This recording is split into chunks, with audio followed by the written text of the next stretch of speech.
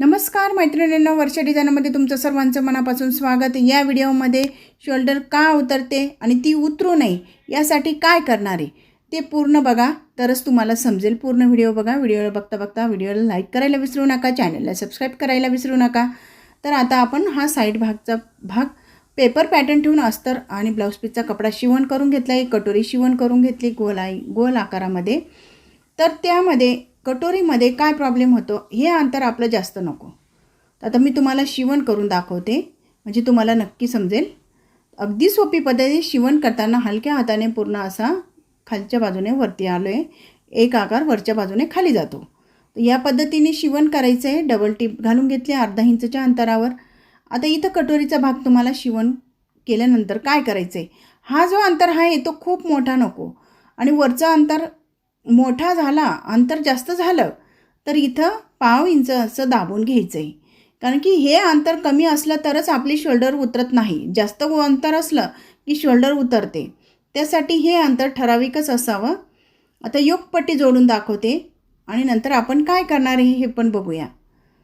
योगपट्टी जोडून झाल्यानंतर आपण गळा कापण्याची पद्धतसुद्धा बघा।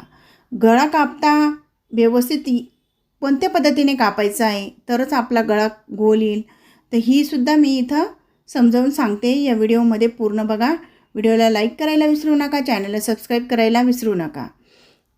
तर आता हा योगपट्टी जोडून झाली। आतला कपडा बाहेर काढून घेतलेला आहे। आतला कपडा बाहेर काढल्यानंतर आपण जे एक्स्ट्राचे कपडे बाहेर निघालेले असतात ते कापून घेतले। ते कापल्यानंतर आपण दापटीप घालून घेऊया योगपट्टीला। दोघी बाजूने दापटीप घालायची। दापटीप दिल्यानंतर आपण चेक केलं की आपली कटोरी व्यवस्थित आली की नाही।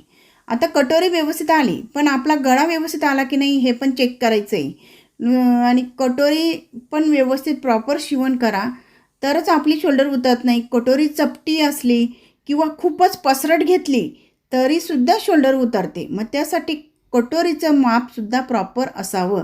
कप साईजनुसार कटोरी काढायची आहे।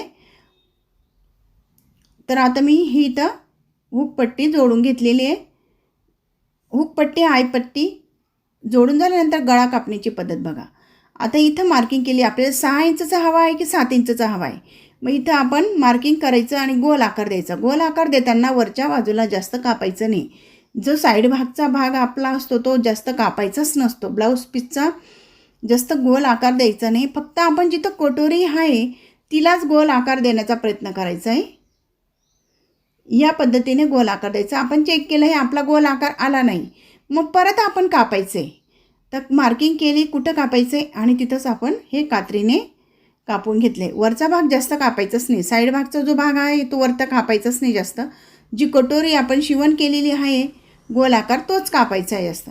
तर आता आपला हा गळा कापून झालेला आहे। शोल्डर कशी आली बघा, इथं सरळ आला आहे हा भाग। सरळ आल्यामुळे आपली शोल्डर उतरत नाही। हेच मोठे मेन प्रॉब्लेम असतात की गळा व्यवस्थित कापा तरच शोल्डर उतरणार नाही। धन्यवाद।